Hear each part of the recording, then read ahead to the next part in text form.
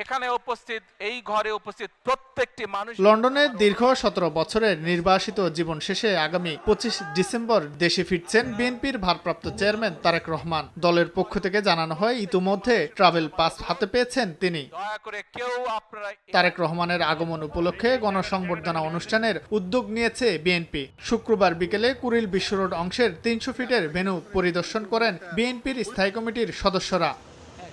এর আগে বিকেলে দলের স্থায়ী কমিটির সদস্য সালাউদ্দিন আহমদ জানান, তারেক রহমানের নিরাপত্তা ইস্যু নিয়ে অন্তর্বর্তী সরকারের সঙ্গে সমন্বয় করছে দল। তার আগমনকে কেন্দ্র করে যাতে নিরাপত্তাজনিত এবং প্রোটোকলজনিত কোনো বাধাবিঘ্ন না হয়, সেই জন্য আমরা তার অবতরণের স্থান থেকে শুরু করে এবার কেয়ার যাওয়ার পথে, দেশনেত্রী বেগম খালেদা জিয়াকে দেখতে যাওয়ার পথে এবং সমস্ত স্থানে যাতে জনসমাগম নিরাপদ হয়, নিশ্চিদ্র হয়, সেই বিষয়গুলো নিশ্চিত করার জন্য আমরা সমস্ত জায়গাগুলো আগে থেকেই পরিদর্শন করছি। বাছাইকৃত লাল সরিষার দানা থেকে অত্যাধুনিক কোল্ড প্রেস মেশিনে তৈরি হয় প্রাণ সরিষার তেল, আসল ঝাঁঝে আসল স্বাদে।